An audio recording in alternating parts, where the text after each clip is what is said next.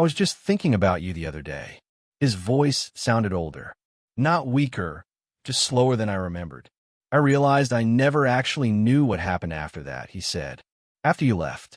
I was standing in my office when the call came in. Unknown number. Almost didn't answer. I retired a few months ago, he added. Been going through old names. People I worked with. People I took a chance on. He paused. You were one of them. I didn't say anything, because I knew exactly which day he was talking about. A quiet afternoon. A decision he made in less than a minute. I just wanted to know what became of you, he said. I leaned against the desk and realized something immediately. He had no idea what he had done. That's where this starts. Before that call, before he asked that question, you need to understand where I was the day he met me. Because it wasn't a turning point yet. It was the end of something that hadn't worked. 10 years earlier, I wasn't close to anything stable. Not financially, not professionally, just moving, trying things that didn't hold, adjusting when they didn't, starting again more times than I planned to. I remember one afternoon, around 2:30, sitting in a small office space I was about to leave. Not because I wanted to, because I couldn't justify keeping it. There were 2 chairs, 1 desk, a whiteboard on the wall that still had notes from something I thought would work. It didn't. I sat there for a while, not working, not planning, just deciding what came next. And for the first time, there wasn't a clear answer. That was new. Usually, even when things failed, there was another direction, another version to try. That day, there wasn't. I had been moving between small projects, short-term contracts, nothing that built into anything larger. Enough to stay moving, not enough to create stability. At one point, I remember calling someone I had worked with before. Hey, I said, just checking if you need anything right now. There was a pause. Then he said, not at the moment. Things are pretty tight. All right, I said, try again in a few weeks. I will. I hung up, looked at the phone, then set it down, because I already knew what a few weeks usually meant. If you've ever been at that point where things aren't falling apart dramatically, but they're not holding either, you know how quiet it can feel. If that sounds familiar, stay with me, because that's exactly where this shifted. I didn't have a plan that day. That's the part one remember most clearly. No structured next step, no clear direction, just time and the awareness that I needed something to change. Not eventually, soon. I packed a few things into a box. Nothing significant, just what was mine. Closed the door behind me and walked out. No one else was there. No conversation. No acknowledgement. Just done. The next few days were similar. Phone calls that didn't lead anywhere. Emails that got polite responses. Conversations that ended with let's stay in touch.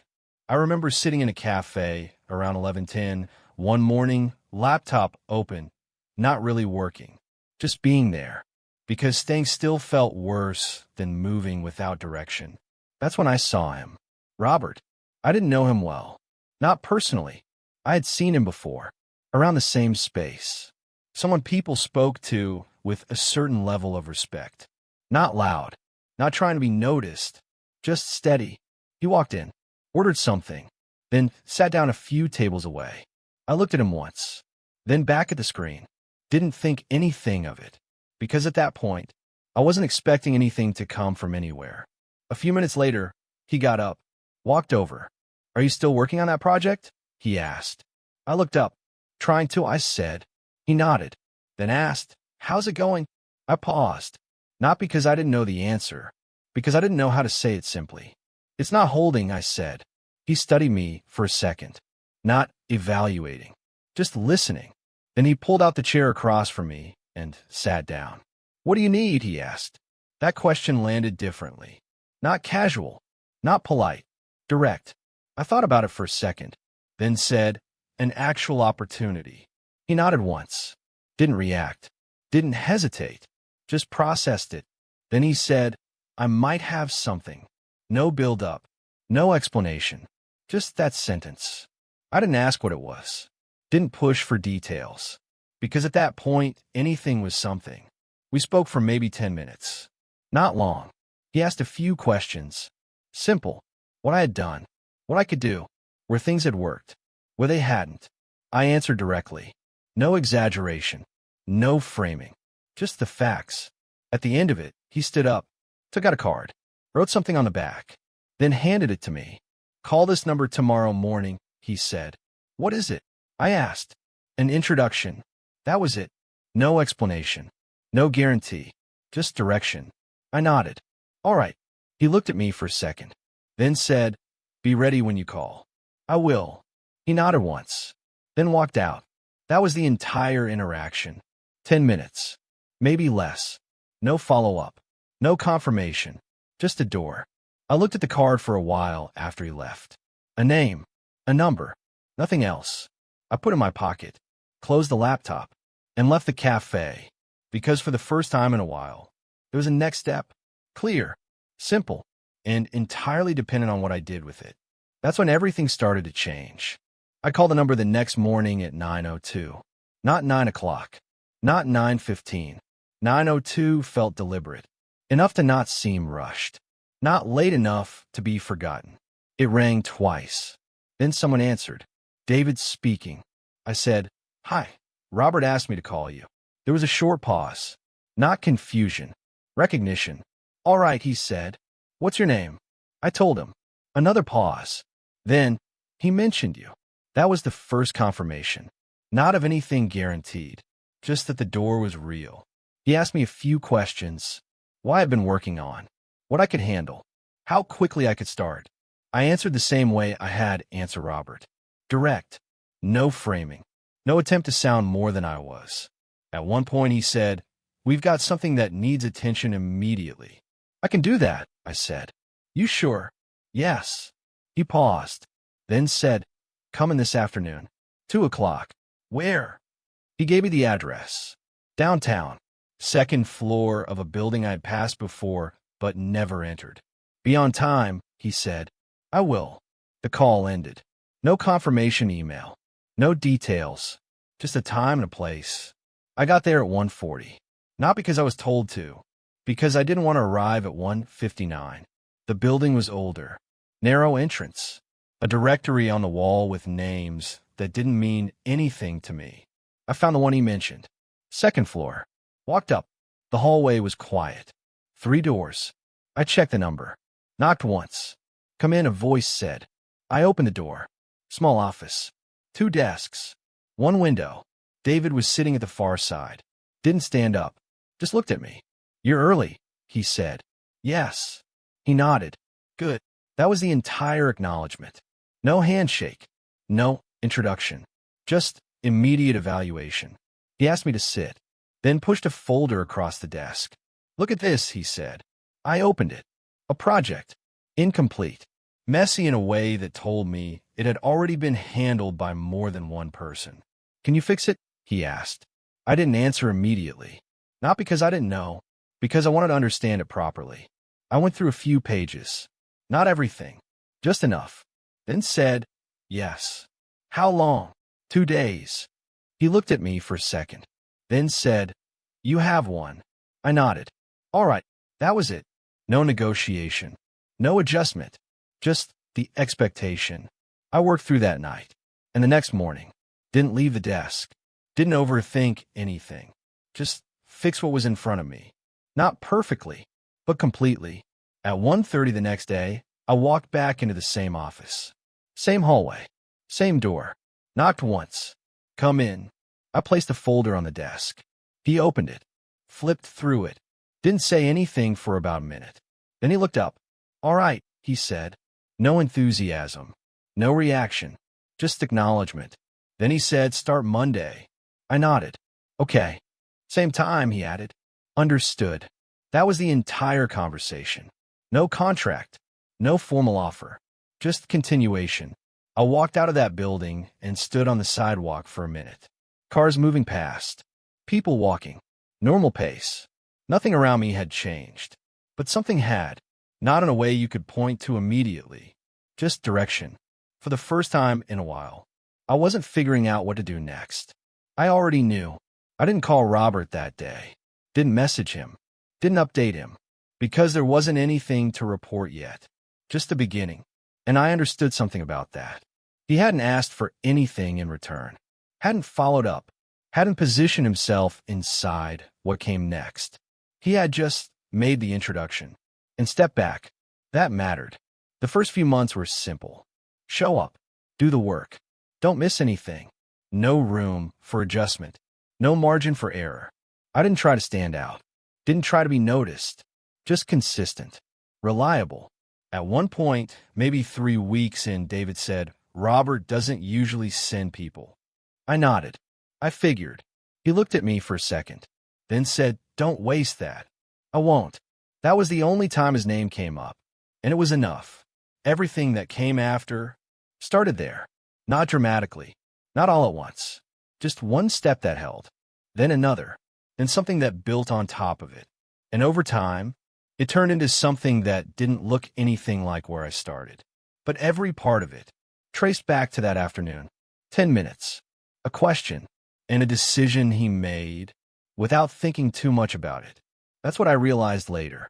At the time, I was just trying not to waste it. I didn't think about it as a chance while it was happening. Not in the beginning. It just felt like work. Consistent, demanding, structured in a way that didn't allow for hesitation. The first few months were simple on the surface. Show up, do the work, don't miss anything. That was the expectation, and I stayed inside it. I got there early, left when everything was done, not when the day ended. That mattered, because nothing about that environment rewarded effort that wasn't tied to results. I remember one morning around 8:10, sitting at the desk, going through something I had finished the night before, adjusting one section, rewriting another, not because anyone asked, because it wasn't right yet. David walked in a few minutes later, looked at the screen, didn't sit down, just stood there. "You already finished that?" he asked. "Yes." He nodded once, then said, "Fix the second section." I did. He looked again, scrolled once, then said, "All right." That was it. No praise, no acknowledgement, just continuation. That was the pattern. You didn't get told you were doing well. You got given more to do. And that was enough, because it meant you were still there, still trusted, still inside the system. 3 months in, something shifted, not visibly, just responsibility. A project came in that was larger than what I had been handling. More moving parts, more people involved. David dropped it on the desk and said, "Take this." No explanation, no context, just transfer. I looked at it, then at him. "You want me to run it?" I asked. "Yes." That was the entire conversation. I didn't treat it differently. Same approach. Break it down. Fix what doesn't hold. Keep everything moving. But I noticed something during that process. People started coming to me with questions, not because I asked for it, because I was the one holding it together. That was new, not dramatic, just a shift in direction.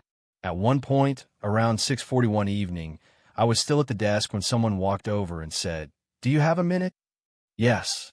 They sat down, started explaining something that wasn't working. I listened, asked 2 questions, then said, "Change this. Leave the rest." They nodded, left. That was it. And I realized something. I wasn't trying to hold onto the opportunity anymore. I was inside it. 6 months later, David said something I still remember. We were standing near the window. No meeting, no structure, just a moment between things. He said, "You're still here." I nodded. Yes. He looked at me for a second, then said, "That matters more than most things." That was the closest thing to recognition I had received up to that point. And it was enough. I didn't think about Robert during those months. Not actively, because everything in front of me required attention. But there were moments, small ones, when something worked, when something held, where I remembered that none of this would have existed without that introduction. Not as a thought, just as awareness. The first real shift came around the end of the first year. A project closed. Clean. No issues. No adjustments needed afterward. David called me into his office, closed the door, sat down, then said, "We're expanding this." I nodded. "Okay. You'll handle it," he added. Yes. No discussion. No negotiation. Just movement. That's when things started building on top of each other. Not quickly. not in a way that felt like momentum, just structure, one piece leading to another. Responsibility increasing without being announced. Trust extending without being explained. And over time, it turned into something that held on its own. Years passed like that, not in big jumps, in small, consistent steps. I didn't track milestones, didn't mark moments, just kept moving until one day I looked at where things were and realized it didn't resemble where I started at all. That's when I thought about him again. Not the call, not the introduction, the moment. That afternoon in the cafe. The question, "What do you need?" and the way he didn't hesitate when I answered. That part stayed, because everything I had built came from that decision. A decision he made in less than a minute, without knowing what it would turn into, without expecting anything from it. And at the time, I didn't think I would ever get the chance to tell him that. When he called 10 years later, it wasn't structured. There was no build-up, no context beyond what he said at the start. "I was just thinking about you." That was it. I leaned against the desk, phone in my hand, and for a moment, I didn't know where to begin, because there wasn't one clean version of what happened after that day. There were years of it, layered, built slowly. "You still there?" he asked. "Yes," I said. "Good," he replied. Then he added, "I don't need the whole story, just what happened." I paused, because I understood what he meant. He wasn't asking for detail. He was asking for outcome. But I couldn't give him just that, because the outcome didn't make sense without the path. "It worked," I said first. "Simple." He gave a short laugh. "I figured," he said. "You don't sound like you're struggling." "I'm not." There was a pause. Then he said, "Good." Just that word. No extension. No follow-up. But I could hear something in it. Relief. I shifted slightly. Sat down this time, because I knew the conversation wasn't going to be short. "You remember the number you gave me?" I asked. "Yes." "I called it the next morning. I assumed you would. I got in that afternoon." "All right." That was his rhythm. Short acknowledgments. No interruption. Just listening. "I stayed," I said. "For a while. For 10 years. I got reaction. Not big. Just a small shift in his breathing." 10, he repeated. "Yes." Another pause. Then he said, "That's longer than most." I didn't have a reason to leave. He let that sit. I continued. "It started small," I said. "Just fixing things. Keeping things moving." Then it grew. "How?" he asked. That was the first real question. "Responsibility," I said. "Gradually." He didn't respond. So I kept going. Project got bigger. Fewer people above me. More decisions that stayed with me. "Did you ask for that?" he said. "No." "What did you do then?" "I handled what was in front of me." That was enough for him. I could tell, because he didn't ask anything else about that part. I shifted slightly in the chair. Looked at the same screen I had been looking at when he called. "You remember what you said before you left?" I asked. He paused. "No." "You said, 'Be ready when you call.'" There was a longer silence this time. Not empty, just still. Then he said quietly, "That sounds like something I'd say." I nodded. I moved forward. After a few years, things started to change. Ow! I wasn't just handling work anymore. I was building parts of it. Meaning, decisions that affected direction, not just execution. He exhaled slowly. "All right." That was his way of processing. Not reacting, just taking it in. I continued. "It turned into something larger than what I walked into." "That's usually how it goes," he said. "Sometimes." I let that sit for a second, then added, "Eventually, I stepped out." That got his attention. "Why?" "Because it was time." "What did you do after?" I looked at the number on the screen again, the same one that had triggered his call. "I built something of my own." He didn't respond immediately, so I kept going. Started small again. Same way. "Of course." Then it grew. "How much?" he asked. That question landed differently. Not curious, just precise. I hesitated for a second, not because I didn't want to answer, because I wanted to say it clearly. "There was an exit," I said. "Recently." "All right." I gave him the number. No framing, no build-up, just the figure. There was silence. Longer this time, not a few seconds. Enough that I pulled the phone away slightly to check the call. Still connected. Robert, I said. I'm here. His voice was different. Tighter. Less controlled. I had no idea, he said. I didn't respond. Because there wasn't anything to add to that.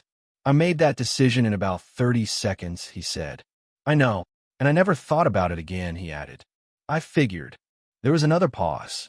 Then he said, quieter now. You're telling me that came from that? Yes. No expansion. Just the answer.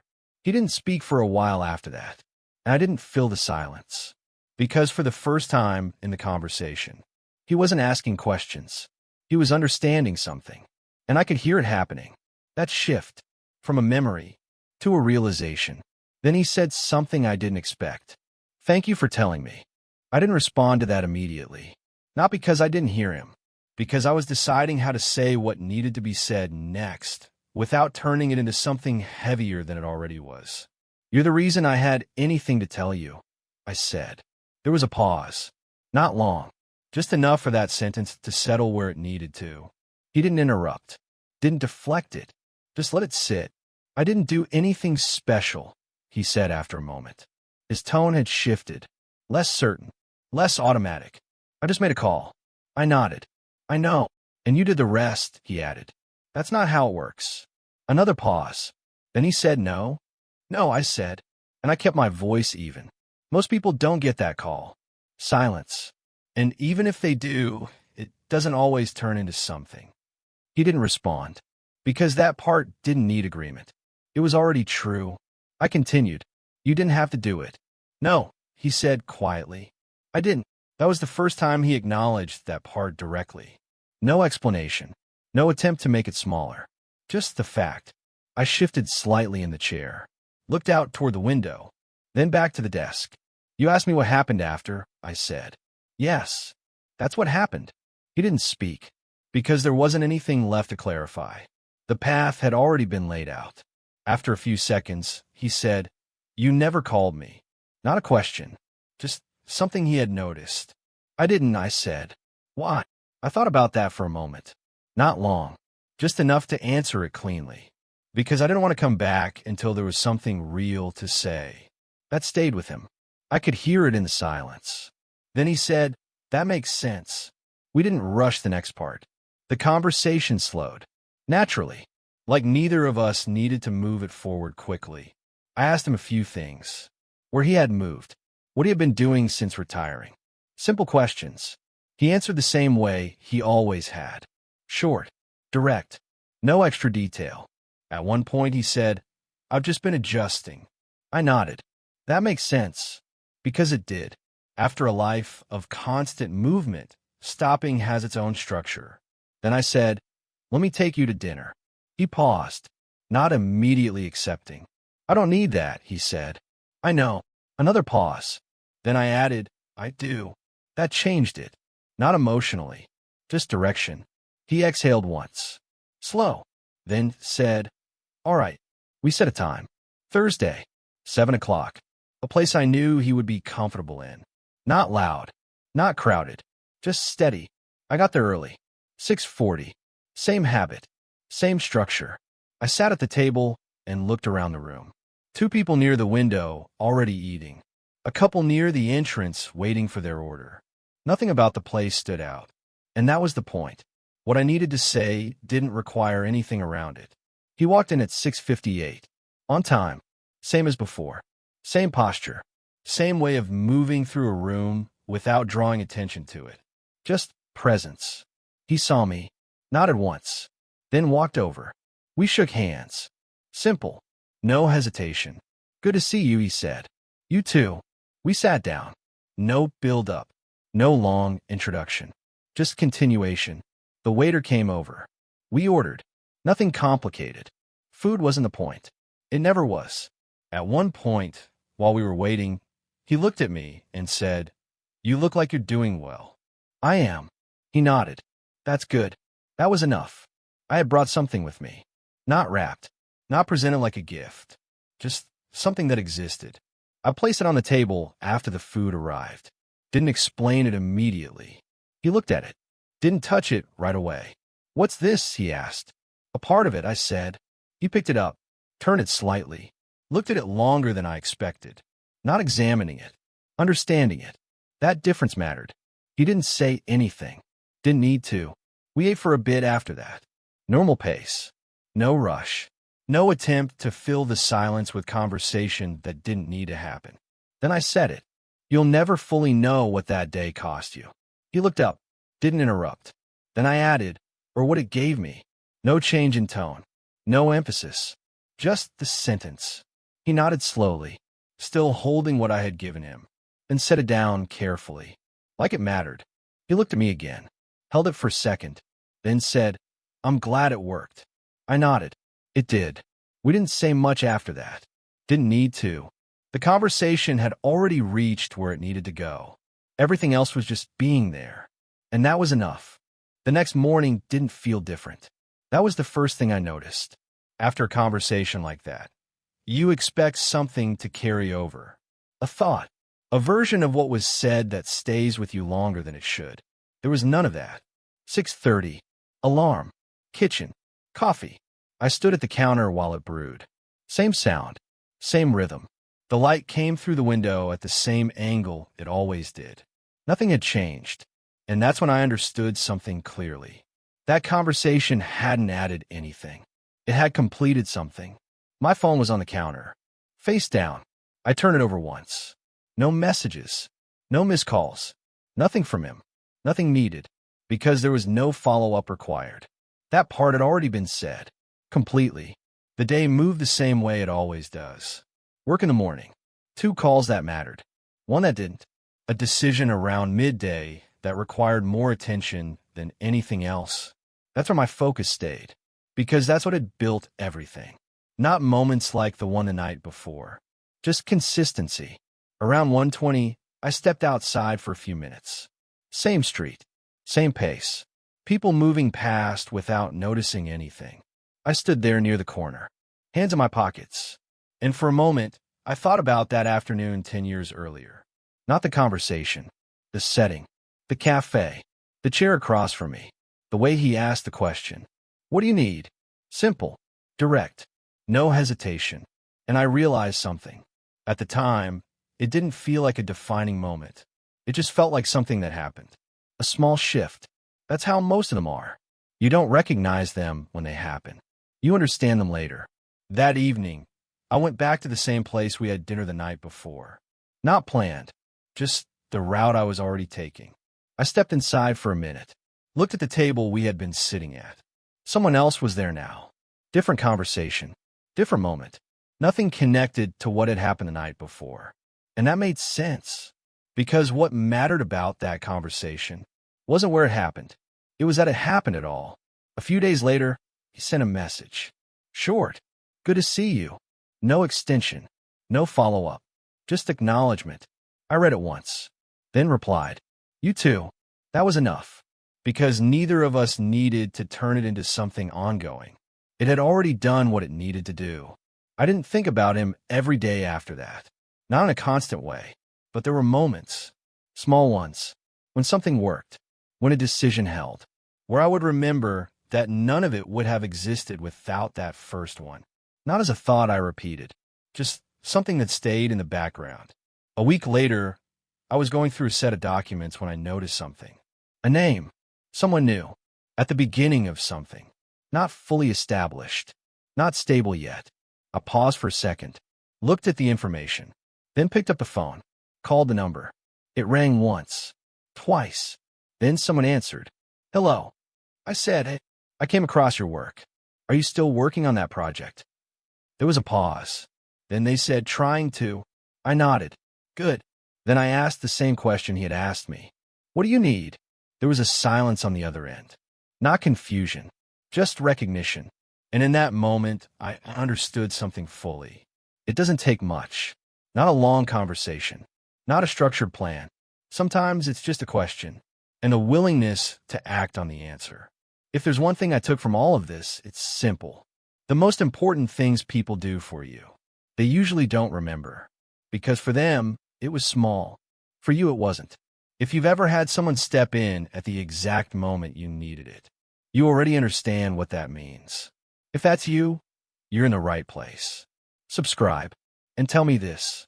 Has anyone ever done something small for you that ended up changing everything? Did they ever know what it became?